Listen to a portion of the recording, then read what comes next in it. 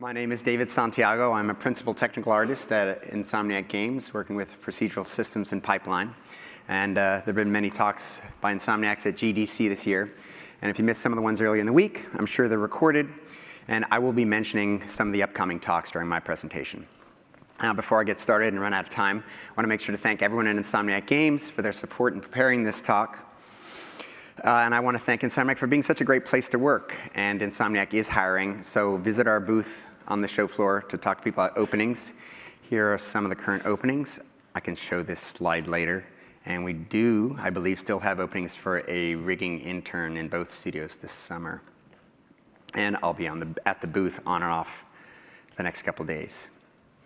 So I'm going to talk about a game that some of you might not have platinumed yet. And I might reveal some secrets of the game that have already been published in every language online.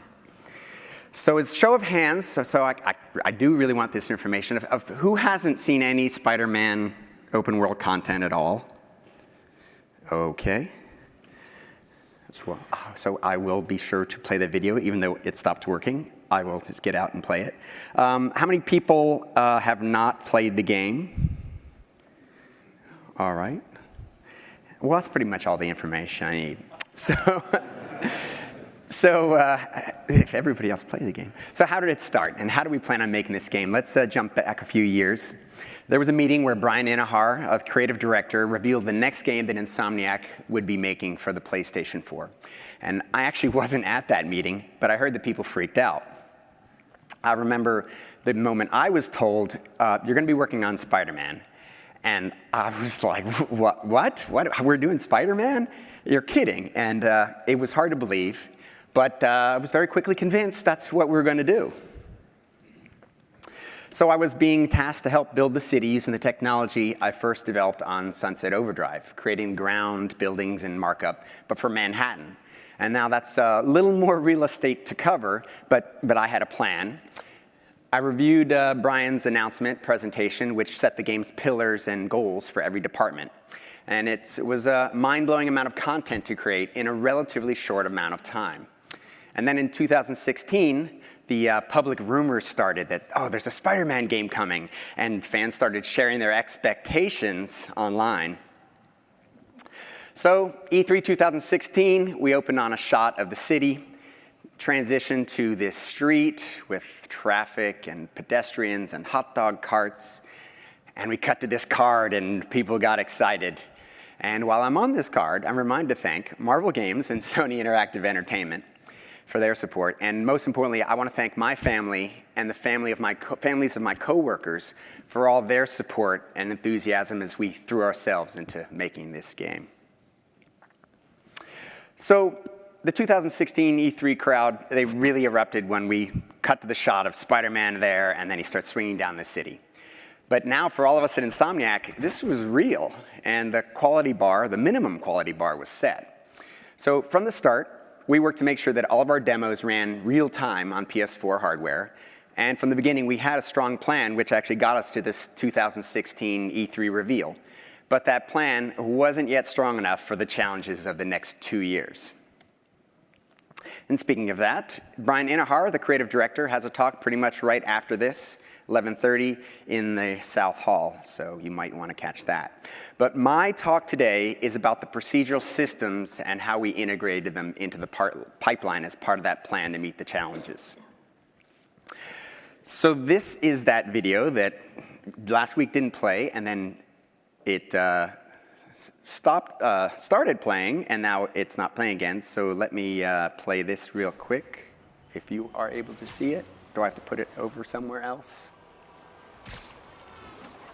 Do I need to quit the other presentation, maybe? Let's close that. All right.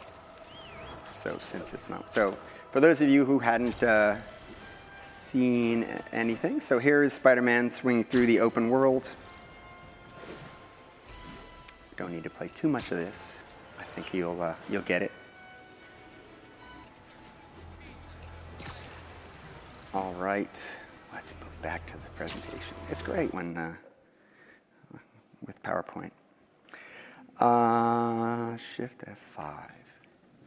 All right, so let me give you an overview of my talk today. So we're going to talk about what the open world planned content was for procedural content, and what the challenges would be. I'll give an overview of the procedural systems that we, well, most of the ones, some of the ones we used on Spider-Man.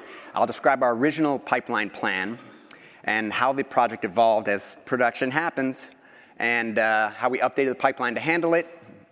I'll mention some late additional challenges we met to finish the game, and then, most importantly, what we learned. So here is our Marvel Island of Manhattan. But what is Spider-Man? What is in this game? So it's an open world game of approximately 6 kilometers by 3 kilometers of designed playable space. And we have the 9 districts of Harlem, Upper East Side, Upper West Side, Hell's Kitchen, Midtown, Chinatown, Greenwich, Financial District, and the Raft and Rikers Island prisons, and Central Park. There are 544 roads and 1,202 alleys. Those are mostly fictitious alleys. There are actually very few of them in Manhattan. Over 8,300 distinct buildings in 3,250 edifice prefabs. And an edifice, it contains the contiguous buildings or structures within a block.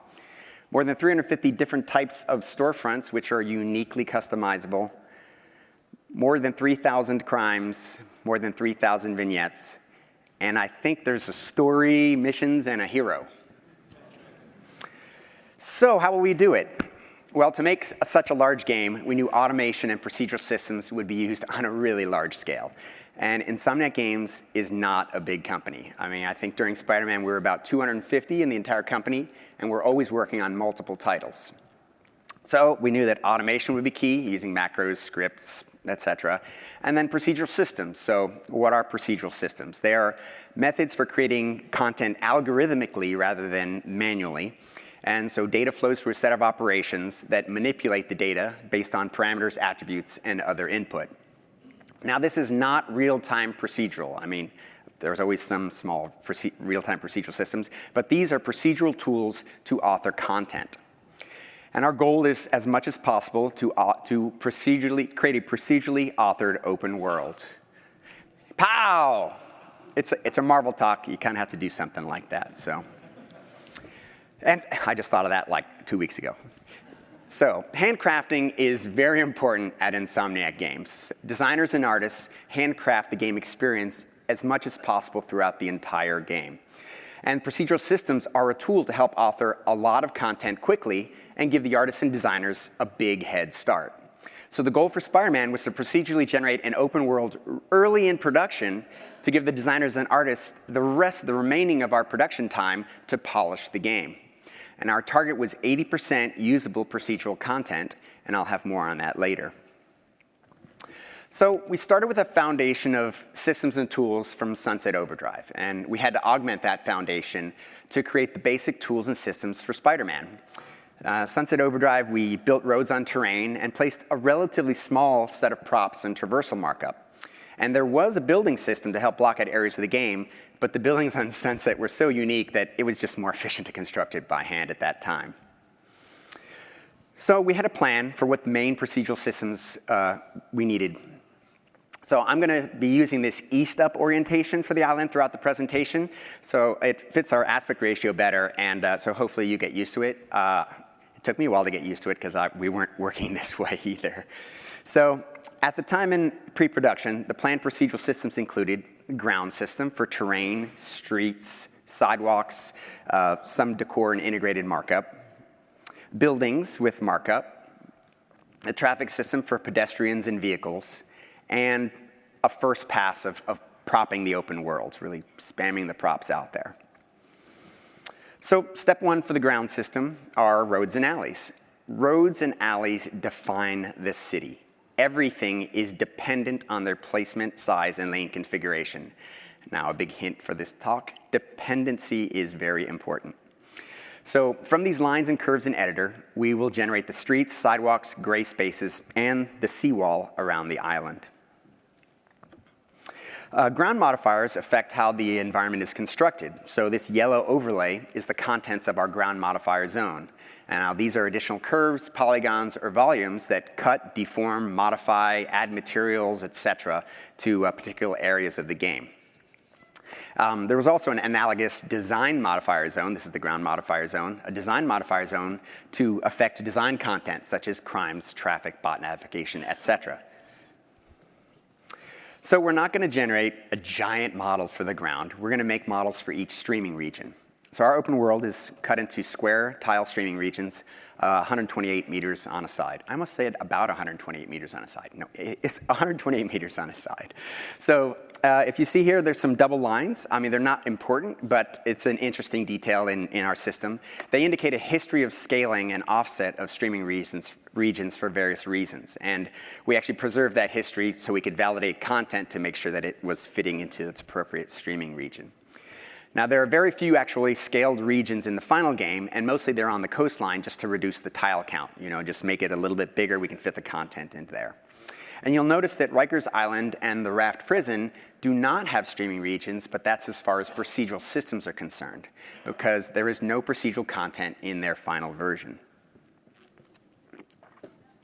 Tile ID. So each region has a tile ID, which is a map location from A01 to X48. And each tile hierarchically contains all the zones for its open world content for that region. And you can notice that lonely tile in the top right corner there, that's X48, and it's our test region that was there throughout the entire game. So here is procedurally generated ground. It's typically 16 models per tile, so that each is a manageable size for physics and other systems. And this is actually a debug version of the ground, which is why it is not complete in some areas. And you also see remnants of Rikers and Raft up on the top there, which was later completely handcrafted. Also note that Central Park's ground was hand-authored to fit the character of the park in the area allotted. So eventually all of those manual iterations of Central Park were procedurally processed in order to integrate them into the game. The last part of the ground system is kind of actually the beginning of the prop system. It's where we add some ground details, lane lines, crosswalks, per district materials and such. And we also do a little first pass of street props, such as manhole covers, and sidewalk props, such as traffic and street lights, and a few things like trash cans, trees, just to fill it out for designer testing. So when they're swinging through the city, oh, don't hit that tree. Onto the building system. So buildings were constructed from primitives such as boxes, cylinders, and polygonal volumes to define the outline of the floors of a building. And then these simple buildings are then processed by the procedural system to instance assets from several building kits onto the faces of the gray block. And then there are roof models that could be sized and tiled to fit a roof, or a custom roof model would be created automatically if the procedural system couldn't make it out of pieces. And then some rooftop props were automatically added to these building edifices at this time. So things like the HVACs and those water towers. The procedural system also added all the markups, swing hint volumes, and various types of ledges, ledge paths for traversal. And then as we were laying out all these buildings, we noticed that anytime we change the streets, we might have to change the buildings. Some talks related to this. Doug's talk, Concrete Jungle Gym, the building traversal in Spider-Man. That is tomorrow morning, and tomorrow afternoon, a programming talk about our tools, our in-house tools, editing with immutable data by Ron.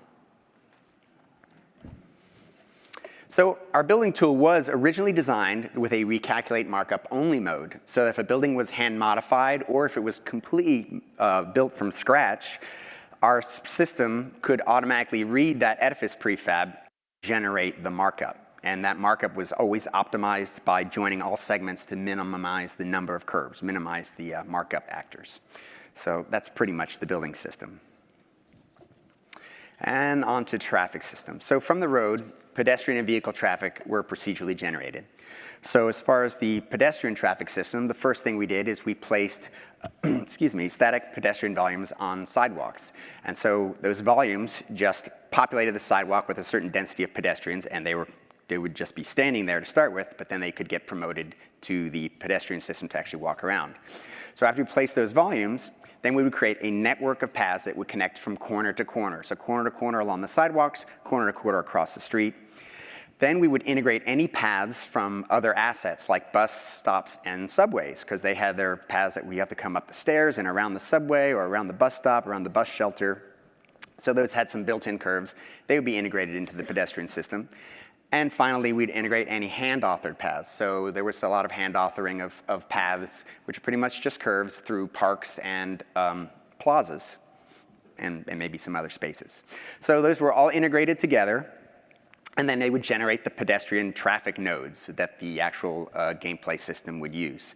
And that would include the correct traffic phases for each link, so that when the light turned green, they could walk across, and when it was red, they would hopefully stop. Actually, it would turn yellow, and they would speed up and run across the intersection. Except sometimes, they'd just stop. So we had this debug with the color of the phases to make sure things was all working correctly. And the pedestrians, as they reached each node, they could decide on whether they wanted to cross the street or just turn around the corner and go down the sidewalk again. So now on to vehicles. It's very similar to the pedestrian traffic system. But first, the parking and driving lanes had to be chosen from a variety of the lane templates from each street size. So each street could randomly, if it wasn't assigned a specific template of number of lanes and direction. And then the crosswalks from the pedestrian system became the stop lines for the traffic at the intersection. So just like we populated the sidewalks with pedestrians with volume, we used volumes to populate the parked cars in the parking lane. The only difference is we had to create multiple volumes to avoid bus stops, hydrants, alleys, and other exclusion areas where you shouldn't be parking your car. We also created a network of the directional paths that would take a vehicle from intersection to intersection, and then at the intersections give them the legal or desirable turns that they could make. Then we would integrate the alleys as limited paths. So if it was a drivable alley, so see back in the distance there are those magenta lines. Those are alleys, and they come into, and they are integrated, and I will talk a little more about their limited use later. And then we would create the traffic nodes with the corresponding phases and links to other nodes. And the lane markings based on the traffic pattern would then get applied in with the prop system. So here you can see the route choices. So these are they're two two-lane one-way streets that are crossing each other, and that lane on the left, which is actually the right lane going down, I don't know if it's southeast or whichever way it's going, but they have the choice of turning right into either of the lanes or going across the intersection. And the other lane has no choice. They're only allowed in this traffic situation to go straight across the intersection. Now here's a more complex area with pedestrian vehicle paths, and so it's multi-lane streets, so these are avenues.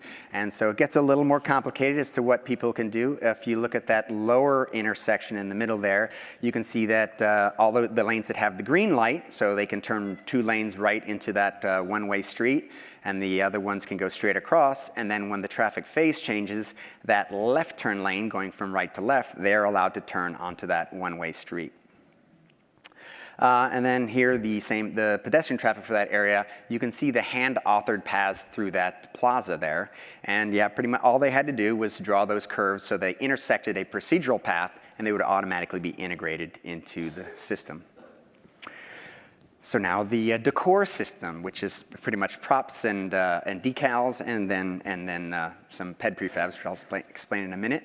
So we procedurally optimized placement of the street props, such as manholes, skid marks, tar, asphalt patches, and such, and sidewalk props, which included street lights, traffic lights, mailboxes, hydrants, trees, and on and on and on. Now, also, pedestrian prefabs were part of the system. So pedestrian prefabs were like bus stops, subway entrances, hot dog carts, sign spinners, cab hailers. So those were assets with integrated actors that could be promoted to pedestrian behavior. So say people are waiting at a hot dog cart, they would wait there, and then they could be promoted to walk along the path or flee from a crime if necessary. So whenever there was an encounter, the pedestrians would go into a flee mode. And then we could also integrate any hand-placed pedestrian prefabs, of which there were also many. They need to be integrated into the pedestrian prefab system in order to populate the game appropriately at proper times. We also did a little bit of procedural lighting, and I'm not going to talk any more about that because today at 2 p.m., X-Ray is going to be talking about our procedural lighting tools. So also in our original design, our tools already had the sophistication required for the garbage and debris propping of Act 3. Maybe I should have asked, how many people made it to Act 3 of the game where there's stuff everywhere? All right. So the challenge there was to make it look like there was litter and debris everywhere, but not block any path needed by vehicles, pedestrians, crimes, vignettes, missions, etc. So it's a little tricky. And I know there has been much interest in puddles in the last 9 months or so. Those blue circles, they're procedurally placed puddles. If wetness reaches a certain threshold in the material, which uses a random seed, a puddle is placed in the world and active during rainy atmospheres, and then it will splash and ripple and such. So at this point, we had all the tools to place the props. Now, imposters. Fairly early in pre-production, it was decided that imposter generation should be part of the procedural systems, since we generated a lot of the content that would turn into an imposter. So here's an overhead view of the imposter version of the city, and it contains every structure. Now, imposters are low-res representations of every structure in the city, and we generate a simplified model from the high-res geometry in an entire edifice prefab. And then we use that simple model for our imposter generation to project textures and make an atlas. And then we populate the imposter zones with the correct updated imposters so that we can put them in the right kind of containers for optimizing memory and such. And then we can procedurally regenerate them when ground, structures, materials, or lighting changes. So pretty much we're generating imposters over and over again. And here again are all the imposters, and showing that the entire city is always present. Whenever you see a shot of the city, it's pretty much all imposters. So at most, only 12 zones are ever loaded high res. And even most of those zones are going to be in their lowest LOD, which is very similar to the content of an imposter. So that's it. We've designed and implemented all the systems we need to create Open World Manhattan in less than a year of pre-production. And now we can generate all the procedural assets, let the other teams polish it up and generate imposters, and we're done. So it's party time. It's party time. We can just sit back and make the game, but the design team, I don't see the design team at the party at all. What's going on? Well, just as we felt like we were going to be able to handle all the challenges for the open world, the designers wanted some procedural system love. So we had some new challenges. The first set of challenges were dynamic encounters. The dynamic encounters are crimes and vignettes. Now we placed 29 different crimes procedurally throughout the world, and 25 different vignettes were procedurally placed using different rule sets. Another challenge at that time from design and gameplay was additional desired markup, now that we were getting some new hero moves and bot navigation. So an example of the rules required to place a crime or vignette, like a jetpack mission, or jetpack crime. So what we do is for a jetpack crime, I'd have to find a roof in the city with 64 square meters of combat space available that was within 40 meters of 2 other rooftops with 64 square meters of combat space available, which were within 20 meters up and down from that original rooftop. And there was a clear path from each roof to each roof so I could put in nav, and then also so I could put nav from each rooftop down to the sidewalk or down to the alley below. So the system would run through the world, find all those possible places based on the buildings that were currently in the game, and then based on the density that was required or desired for each district, it would place all of those crimes, or in this case, those jetpack crimes, and create all that markup for the actors and the bots. So, if we're going to procedurally author all that content with all those dependencies and have it be handcrafted, we need to figure this out and make a pipeline. So we have to think about that crime and vignettes are dependent on the environment, and changing a road or alley will affect contiguous blocks defined by those roads, and therefore everything in those tiles, so buildings, crimes, etc. And even moving a crime can affect 9 tiles because of depending on its complexity, because crimes drive prop placement. We want to avoid props or static props in the world where there's going to be a crime. And then changing a building will affect traversal, crimes again, lighting, and audio. Did I mention audio? Audio wants procedural help. So just to start with, audio, we generated some procedural systems to generate the reverb volumes for audio and also be able to distribute audio images at appropriate locations throughout the city. And speaking of that, tomorrow, the audio team designing the bustling soundscape, so Alex and Blake will be presenting on audio for the game. Now back to our story and all of this stuff. That's a lot. A lot of procedural systems, a lot of rules, a lot of dependencies. So we need a plan, and that is to create a pipeline that completes procedural content in phases that we can iterate, approve, and lock content for all the hand crafting. I mean, because we're going to go from this to this, it's just going to be a little more complicated. So we got Houdini. So although Houdini from Side Effects Software is our main package of choice to develop and manage our procedural systems in production, the algorithms can be implemented in any software package. And in fact, we have plenty of code for generating procedural content that is independent of Houdini or any other third-party DCC software.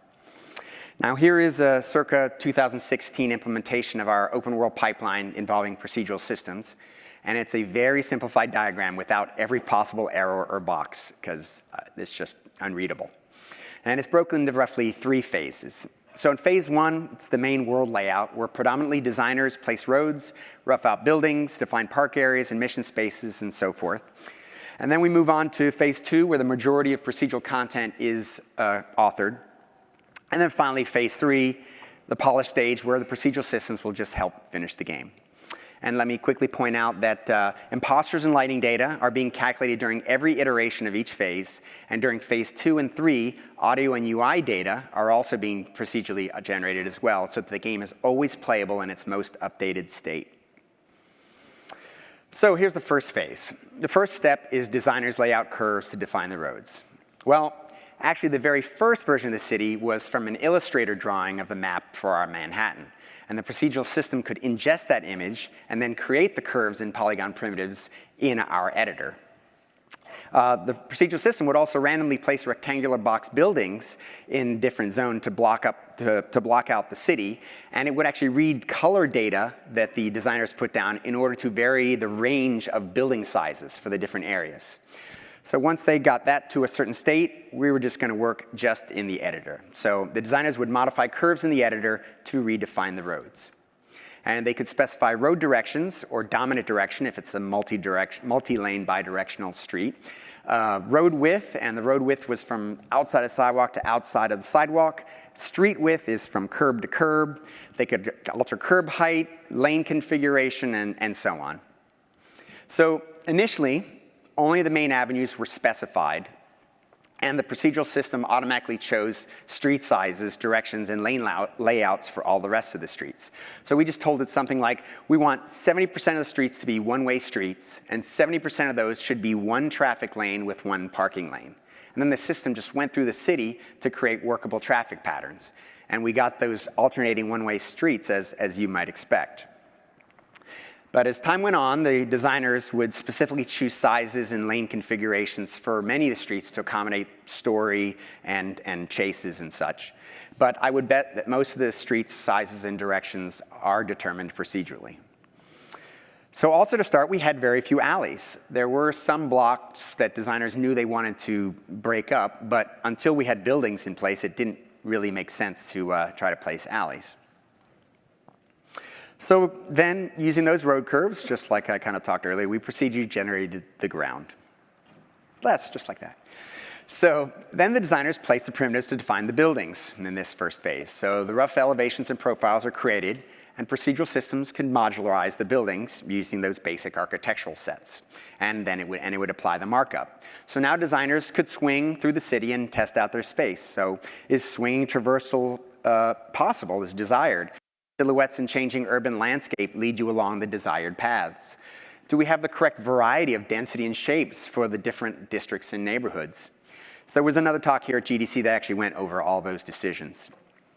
The one thing to keep in mind is that this early in production, Spider-Man did not have his complete moveset of web zipping and parkour or point launching. I mean, it was some pretty basic stuff. So we were trying to approve this layout with some limitations. So as we iterated in this first phase, there obviously should be an arrow back to road curves. So also, as separate buildings were used to fill a block, the procedural system would automatically create the alley curves in between them. And you might ask, why do we actually need the alley curves instead of just saying, well, the space between buildings is an alley? Well, again, some of them are drivable, used for crimes and chases, and they can be even used by regular vehicles if their street is blocked by a crime or a vignette. So they could take a detour down an alley. We would also use those curves to inform the procedural systems for changing the ground surface, props, lighting, audio needs, etc. So after this first phase, we should have the streets pretty much done, and the rough buildings can drive our next phase. Phase 2 is where the bulk of the work for our procedural systems happen. And there should be arrows going from each block to any previous block, because any change based on a dependency requires some reauthoring upstream. Now remember, all of this is iterative, and as possible, if nothing is breaking the pipeline, we will generate everything in this phase based on all the changes to keep the game updated and playable. That last bullet is very important. It means that during this phase, artists and designers should not hand author anything that a procedural system generates. They must use the controllable parameters and inputs to the procedural system to affect change. If they don't, they're at the risk of losing work. So here is what we call the art polyline pass, and that's the opportunity for the environment artists to replace the primitives in the designer zones with multiple polygonal volumes to further define the shape of a building. And the artists could also specify the architectural sets that they wanted to use for the building. In this phase, the artists could also modify or delete the alley curves in saying that they didn't want a drivable alley there. And then we could recalculate the ground for them. And in reality, this diagram, this phase 2, represents two almost identical phases that we call the 2 stages of environment modularization passes.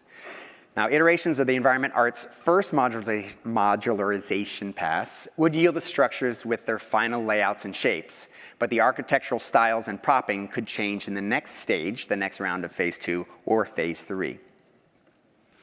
Now, after this phase, that we should have accurately, at the end of this phase, I guess, after the end of this first stage of phase 2, we should have accurately placed and approved the pedestrians, traffic, vignettes, crimes, props. And accuracy is within the scope of our procedural system design. So the goal was 80% completion using procedural systems. So that means that 80% of procedural content would be ready to ship or completed to 80%, so that art and design would have at most 20% of the work they would traditionally have. So that means it's something that used to be a week of artist time should be a day of artist time, 5 weeks, 1 week. So what we're trying to do is generate content to rules and metrics and cull to ballpark, but not to final spec, because the manual polishing passes would take care of the final adjustments. So at this point, phase 3, design has approved everything, and there's art sign-off after the second round of phase 2, and every team is handcrafting their parts of the game. And the procedural systems will just update things like markup, imposters, lighting, audio, etc. And there should be plenty of production time to develop procedural systems to add any new traversal or markup or crimes or vignettes. And then we can also start working on optimization and validation tools to improve performance and help find bugs. So this pipeline was created to work within a specific plan. And that plan is to develop the island uniformly through several stages of completion. And we need to lock the rough map layout and structures and define the key spaces before we can work through any detail. And so we got to start with the island-wide systems. So again, we're going to finalize these roads in the map layout. So, this was like a little clip showing the changes throughout the production, after pre-production, but it's okay. It's not that interesting. So the generated ground, then we'd have the generated grounds, which would define the key spaces and landmarks. So we're going to work one district at a time, adding detail and iterating on dependencies within that district to bring it to the next level of completion. And that was fun in our pipeline design. So as long as we work through the island district by district, maintaining uniform levels of polish, we could treat each district kind of as its own island. And because of the unique attributes and established boundary conditions for each district, we already were handling the shared edge tiles in a special way. So, for example, here is Greenwich District in Phase 2, Stage 1. So at this point, we've gone through Phase 1, so we finalized the roadmap and the rough buildings defining the silhouettes and traversal spaces, and they've been converted into prefabs of instance architecture for the whole city. So now Phase 2, Stage 1, Art does its first modularization pass. They finalize the shapes of the buildings. Artists are assigned neighborhoods. Each artist is assigned a neighborhood. They do their stuff. They work through the district. Then a district is a level completion where we can run our procedural systems to place the crimes, vignettes, and props. And art moves on to the other districts to do their first Stage 1 of Phase 2. But we found as artists worked through the neighborhoods and districts, they needed to adjust roads and alleys for the character of the space. So the placement, direction, or size of a road or alley in one district will affect traffic flows for multiple districts. So we might have to change even more roads. So that leads to a domino effect of changes. And that brings us all the way back to block 1 of the flow chart. Also, due to different milestone mission story development items, not only were different districts at different stages of completion, but one tile next to another tile, one could be in rough and one could be in polish. But in order to place our majority of our content, a tile has to be completed in Environment Art's first modularization pass and gain several approvals, and that wasn't happening. So there was too much work here and not enough work here, and that smooth progression was upset for our development. Now, it's not that the procedural systems couldn't regenerate the content, but manual work could be lost. So for example, adjusting an alley, just adjusting the alley width in one region could affect many surrounding tiles, such as the UV continuity around the block, because a block could span many tiles, proper prop placement, it's a tongue twister, proper prop placement, and the placement of crimes and vignettes in that alley or vicinity. I never messed that up when I was rehearsing. So that created a domino effect beyond what we imagined. Now, honestly, I expected it to happen at edge or coastal tiles where there was minimal gameplay content, and I knew those would get neglected and fall behind. So there were just a crazy amount of dependencies. Every tile's region's content is dependent on at least its neighbors, and best case, they're in production in parallel.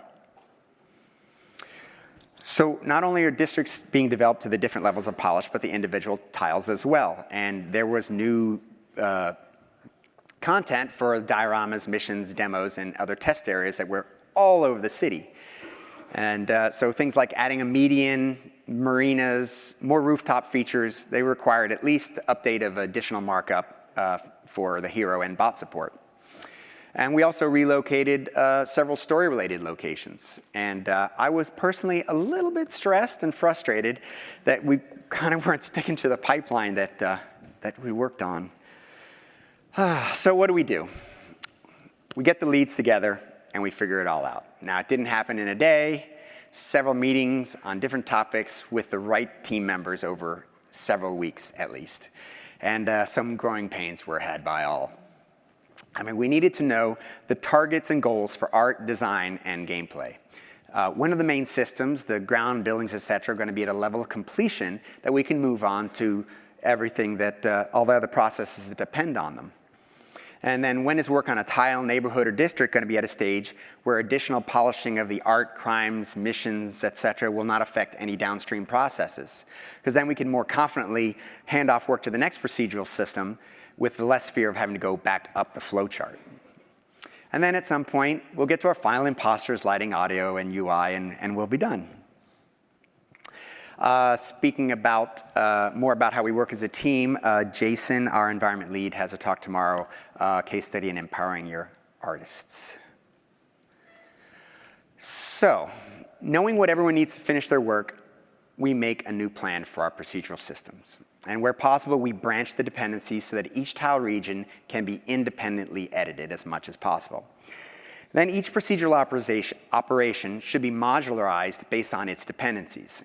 So for example, traffic lights. Traffic lights are really only dependent on the roads and the sidewalk corners. Once we know a direction of a road and where the corner is, we know exactly where to place a traffic light. So at that point that we have all of its dependencies set, that's when traffic lights or anything with the same dependencies should be placed in that module. Mailboxes, for example, they have additional dependencies such as avoiding alleys, bus stops, crosswalks, things like that. So anything with those dependencies should be in its own prop placement model. Better rules, so we also need some better rules to catch the corner cases. Always lots of special corner cases. We want to get these rules so we can definitely exclude the invalid content.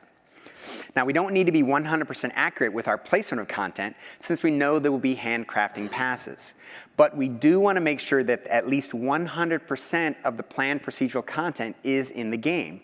We'll place things to metrics, and then we'll indicate assets that are in the ballpark, but with which we are less confident of their proper placement, right? Because it's easier to try to place these 160 crimes out there and know that every people have to adjust them and put them in the right spot, other than just saying, oh, I can only place 120 of them, and then relying on the artists and designers to count and remember that they have 40 more crimes they need to place, and placing them in the appropriate areas.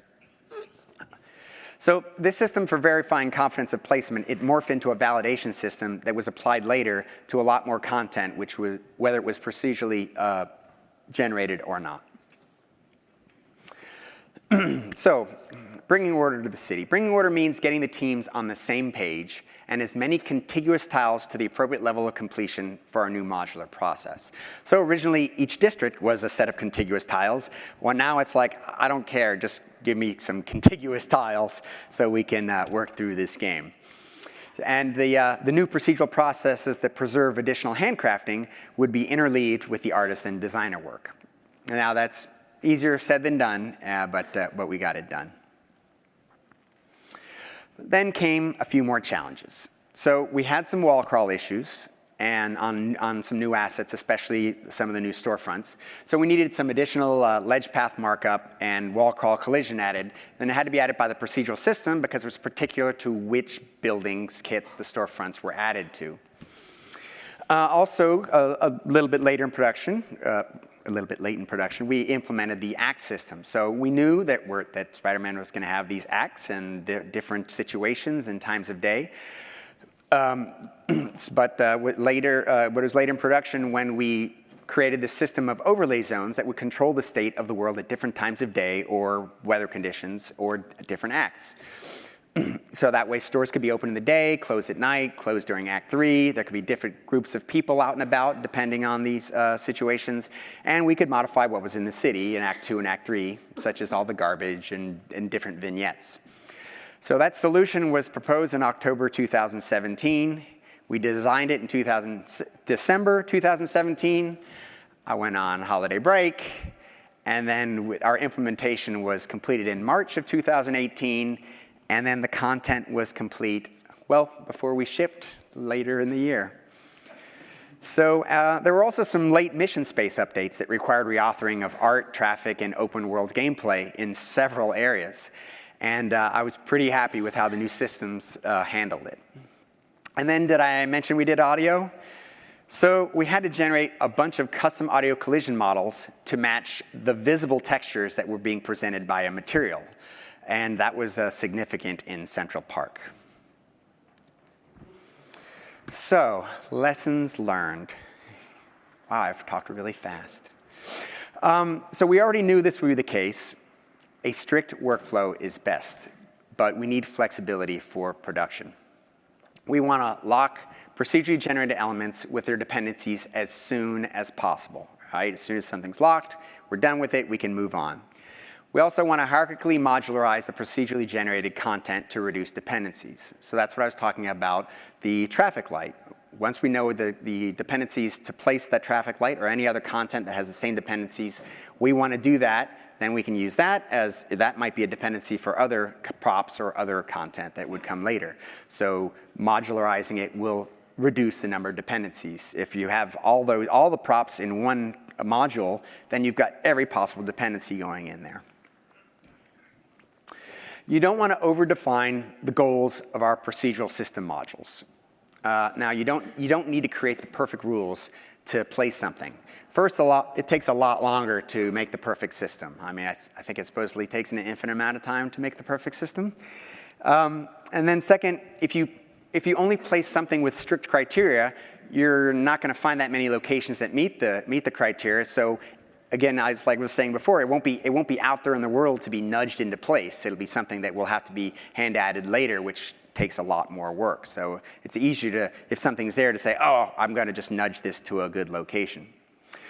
Also, the perfect rules, or a lot of over-defining your goals is increased constraints, and constraints are dependencies, and we're always trying to reduce dependencies for each stage of procedural authoring, because we know things are going to change, and so we want to have a limited number of dependencies, so it's a limited number of changes.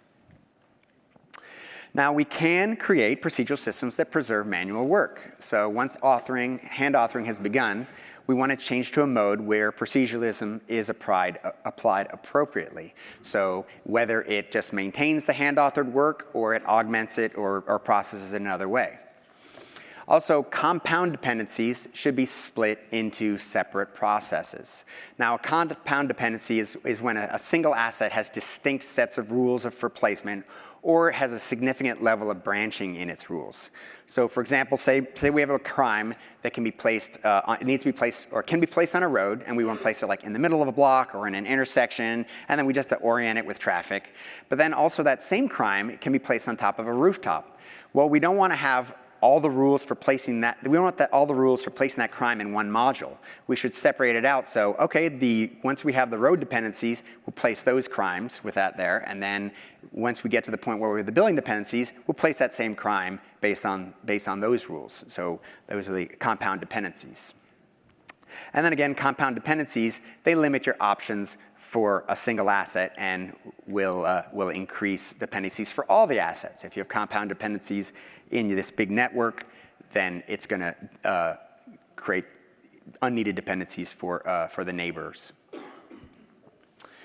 We want to tag procedural content. Well, we want to tag everything, but knowing if something is procedural means you can confidently regenerate it again and again without destroying any manual work.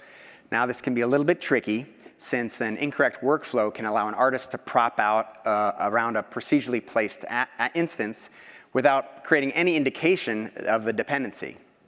So for example, an artist can augment a procedurally placed vendor cart, and they put additional items, but they're outside of the proper hierarchy. So the procedural system has no knowledge of any of those additions, and so if it decides, oh, I'm going to move this vendor over here, it's a better location, well, you might end up with floating soda cans and pretzels in that spot, because they're not within the correct hierarchy. So that particular simple case didn't happen, but there were some similar cases. Also, knowing if something is completely procedurally authored means that it might benefit from some handcrafting. So it's like, oh, that's just in its procedurally generated state. Let's see if I can customize it to its specific location. We want to procedurally validate as much content as possible. Now, we want to find content that is not placed as metrics would dictate. So for example, a spawn point is inside of a building that doesn't have an interior. So we want to delete, nudge, or modify automatically only when we're absolutely certain of the result. So if that spawner is no longer usable in any way, we know we can delete it. But if it could be usable outside of the building, we'll try to adjust its position as defined in our system's rules knowledge. And then if we can't be confident of that procedural adjustment, we need to indicate the possible issue for the artists and designers so that they can make the decision. Now, what we did for many of those cases for dynamic elements is we put those assets in a state where they would not build or spawn unless someone got around to hand modifying them. So later in production, the procedural system was a lot smarter about placing all the breakables and throwables for crimes, as we had to do it over and over and over again. So the procedural systems were actually doing a lot of that work, and we would put those assets that we couldn't find a proper location for in this state. So we learned a lot of things that we can do better, and this afternoon, Elan has a technical postmortem. But overall, I think we were satisfied. So repeating myself, the original goal was 80% of procedural content would be ready to ship, or completed to 80% so that art and design would have at most 20% of the work they would traditionally have. Now, we exceeded those 80% goals, but all that additional time went into additional iterations and additional handcrafting of content and polish. We didn't have, there was no leisure time, trying to get this out the door. So now that you know about the dependencies and what has to happen when we change the ground, I'll tell you that road curve zone was locked in late January 2018. And the last procedural change to the ground occurred in late June 2018, a little over 2 months before you could get the game in stores. I'd like to thank you all for coming. I really talk fast, so there'll be lots of times for questions. Thanks Sony Interactive, Sony PlayStation, Marvel Games, Side Effects Software, Jeff Hanna, my advisor, and everyone at Insomniac Games for making this such a great experience, a great adventure. And now I will open it up to questions. So there's microphones on either side.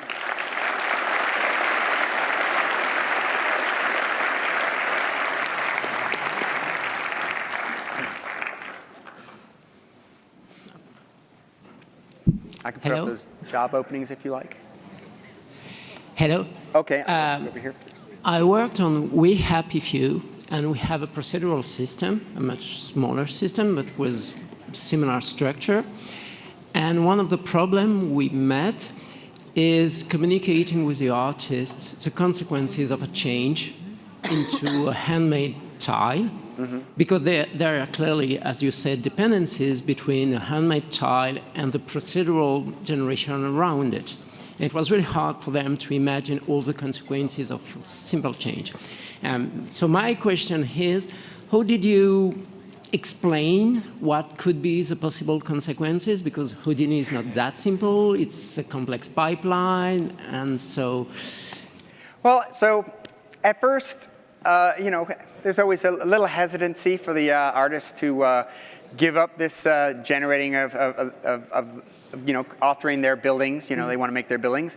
But as soon as they saw that they could just change the shape and then boom, and it would instance all the stuff for them, they're like, I like this, I like this. So sure, there are some bumps in the road, but they started liking that they would just do their polyline work and get the structure they wanted, and they could instance geometry, they could test it. Could go through the whole, through the whole pipeline. Okay. And then later on, it took a little bit, but they did have to learn and kind of trial and error as far as what they could change and what they shouldn't change, what could be preserved and what wouldn't be preserved, different things about how to, it's particular to your pipeline, but how you do overrides, so what things could be override, what things can't be overridden, just there's all those little details of the dependencies and the hierarchy in your data structure. It's just things that have to learn. And we had a small team, so a really small team. So getting everybody up to speed, especially for the open world, it was overall not that challenging. We just had lots and lots and lots of iterations, and they learned when they should just stay with the procedural systems and when they're going to cut it off. So sometimes at some points, right, they would just say, I'm cutting this off from procedural systems at all, and and our systems say, okay, fine, and that means you have to do everything, and that would be fine. Okay, thank you. Yeah, you're welcome. Let's come here. There is so much going on in that city, and I can see from your talk that you used imposters and you used lot systems, but I've noticed that your buildings are made of different blocks, and as you go through the city, they change LODs. Yes. Of like small pieces, not the whole building altogether sometimes. Yes. And I'm just wondering, how did you manage having so many objects, and what are the decisions you had to make the procedural system handle so many objects in a performant way? Oh, well, for the procedural system, every building, there were only certain building kits that would be used by the procedural system when it was originally authoring the city. And each of those building kits had required pieces, right? And all that stuff, the environment artists designed the building kits, and then they would export an entire building kit at a time. And the appropriate pieces would be put into the procedural systems library. But then they had all these auxiliary pieces they could use later when they wanted to polish it. So as far as the procedural system, it knew about a certain sets of pieces with different architectural styles, but it didn't. It had no other knowledge other than their dimensions and if there were special offsets or things like that. And then it would just, based on metrics, place them on. So the procedural system didn't have that much knowledge. And then later on, when they did things by hand, they could actually they can quickly replace architectural styles on their own or put custom pieces or things in themselves. Now, as far as all the content in the game, it was a lot of content in the game. I don't know if there's anything else to your question about how we managed all those models. I mean, everything had LODs, and there was all these requirements to how you would have to author everything. I guess one thing with the imposter system. So the imposter system could actually, could actually see an invisible LOD in the model if it was available. So if there was a possible lower resolution state that we didn't want to be in a standard LOD, we created a special one that the imposter system would see, so that when we took those prefabs of buildings and simplified them to make a single model, we would use that even more simplified geometry. Thank you. Mm-hmm. Hi, great talk, great game, by the way. Thank you very much. I wanted to ask about the iteration time and like how long did it take to regenerate all the city? How long did it take to regenerate like one block or one area? And were you able to do it runtime? For example, in the editor, generate and see immediately change, or did you have to reload the editor, reload the game? The artists had tools in the editor that they could, if they did a new polyline of a building, they could say regenerate this building and regenerate the building or regenerate the imposter. There were some things that they could do. It wasn't like real time. It would, have to get processed in the background, then it would pop in for them. So, obviously, it took a minute or something. But most of the stuff, they would get it to a certain completion, and then it would run through the whole procedural system at some point, just because there are so many dependencies, and then you don't know who has what checked out. So there's a whole thing with permissions and when you can run changes and when you can check things out. That's, I'm forgetting. I want to forget about that. No. But we could actually regenerate the entire open world overnight. Okay. And in the early in production, we were, because there were so many rapid changes. Let's see. So the ground system, it would first process to create a sparse set of data that would actually describe what the UV continuity needed to be and where the materials were defined. I don't know if you noticed, but every single district has different materials for its asphalt and for its sidewalks. That's fun. And so all that stuff, there was a processing time of about an hour to create that sparse set of data.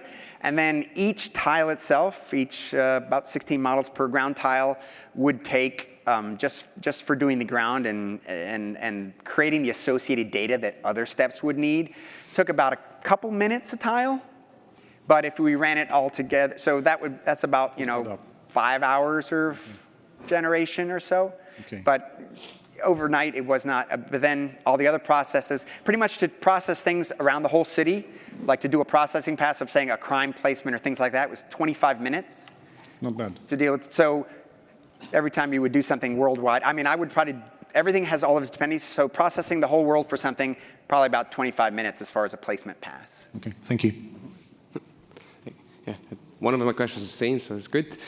Question about your tile states. So you have probably, I'd say you have different acts and things like that, so the tiles could be in different states. How did you solve this with imposters? Do you have like multiple imposters as well for your? No, it's just one set of imposters. And we had this thing that we calculated lighting at a distance, so there actually really was some lighting out there that would light those imposters based on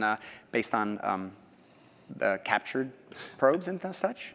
And memory footprints was also taken into account when you place things? Yes. So that's the thing. The imposters were put into the zones in order to preserve appropriate memory footprints, because we were, it gets technical. We were making sure that we were stacking these things tightly next to each other in one location in memory, so we could have them all in. Then all of a sudden you go to an instance interior and they're gone. But say you're an instance interior that has a view out the window, then certain of those imposter zones that are visible have to be on, right? So all that stuff was how we packed them. And when you had a tilet for a high lot, did you for example, had a fixed budget of memory you could use for a certain tile to place things, or? Oh, so yeah, every artist knows their tile budget for stuff. I mean, they can, at the end of the game, they've got it up as they're doing stuff, and they're going like, oh no, what am I gonna take out? So, Yeah, okay. but, and then the procedural systems, as I would process things, I mean, we optimize lots of things, optimizing LODs, optimizing collision. Yeah, there's just a lot of things we tried to do. So every tile had a fixed budget? Every tile has a fixed budget until we break the rules for some reason. Yes, because the tile next to it has a little bit less, you can take a little bit more? No, we didn't treat it that way. It's only if this has to be in this tile because a lot of gameplay actually depends on this, and the open world has to be in this particular state. Okay, thank you. Yeah. Hi.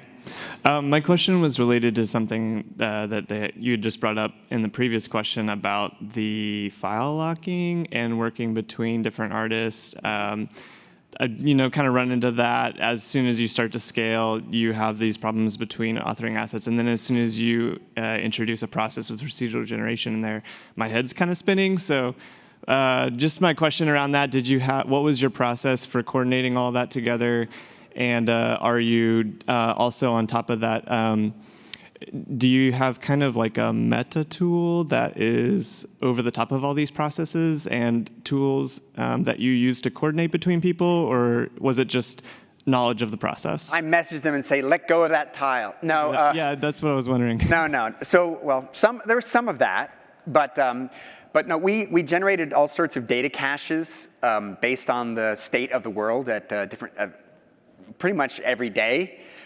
So people are supposed to check in their stuff when they go home, and whether they did or not, because we actually grab that data per tile.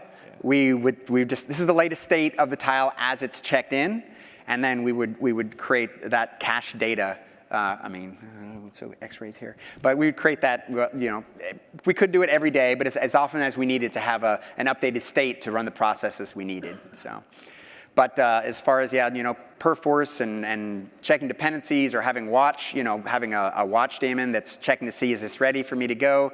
It's just, people were supposed to be done at certain amounts of time, and then the processing would happen. And if they weren't, well, because at the end of the pipeline, we were able to sort of run everything in parallel, tiles in parallel, then that's how we would treat it. So then we'd get that updated tile, I would process that tile and its neighboring tiles, or I have that tile inherit its neighboring tiles' properties, right? So the procedural systems would use its neighbors instead of what was originally authored in that tile, just so it would all blend in.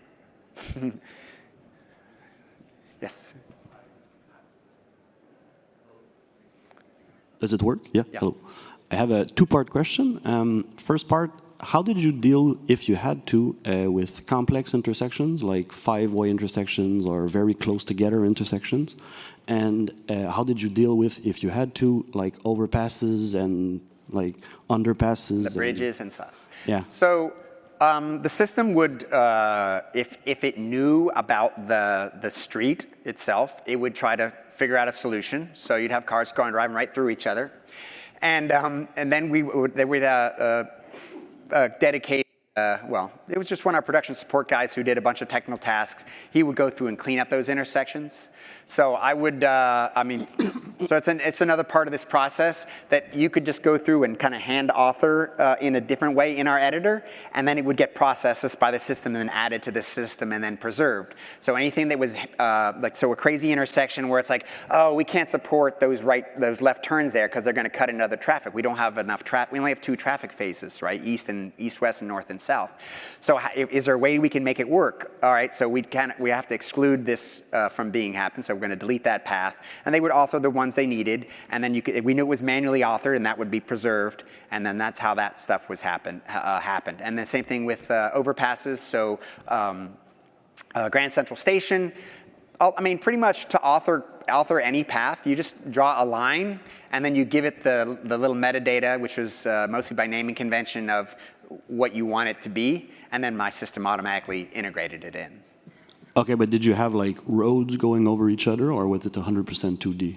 No, the Grand Central Station has that up raised deck, and of course we also had the bridges where so for the bridge, pretty much they clicked on the ground here, and they drew a line that went click, going up the bridge, and then they clicked, and they made it come back. The cars go up the bridge, and then they turn around in the middle, and they come back. Okay.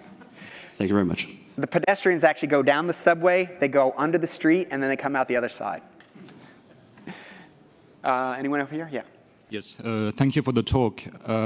So did you have any art-driven rules, for instance, in terms of color palette, color variation, or illumination of certain parts of the town? I guess yes. Art drives it all. So we had there's a lot of vertex paint driven stuff and vertex color. Like something like the puddles, and the wetness of the streets. So that was all built with by building the vertex colors into the models themselves. So that was already static. But then artists could go through and vertex paint and so create this other cloud of colors that could modify all that. And if it was on something on the street, the optimum thing to do was to actually read their vertex paint, integrate it back into the street. So they could control it that way. As far as lighting and lighting direction stuff, pretty much, you can see X-rays talk, but pretty much the only thing was any alley lighting, but pretty much we were just placing this stuff out there. But yeah, we're always, the rules include any artistic choices that we could follow. All right, thank you. Mm-hmm. Hi. Okay. In last year's talk of Sunset Overdrive, your colleagues suggested a hex grid for organizing and streaming a large procedurally generated city. But it's very inspiring and very useful to us. But I noticed that you go back to regular square grids, yeah? Can you tell me the story and the reason behind this? Okay. So the hex grids were originally designed because our procedural system was going to use a pre-made set of puzzle pieces in order to do all the roads and layout. But once we started having all the crazy elevations, it was impossible to have a fixed set of pieces to do all the work, so we use the procedural systems to make all custom streets. And so a hex grid actually allows you a lot of flexibility when you're using those pre-created pieces. New York's sort of built on a grid, so I'm going to close this. New York's sort of built on a grid, so using the grid system for streaming regions kind of just made sense. The hexes did not make sense for doing New York City. I get that. Thank you. So we can move to a wrap-up room, and if you could tell me where that would be. Tell everybody where that would be.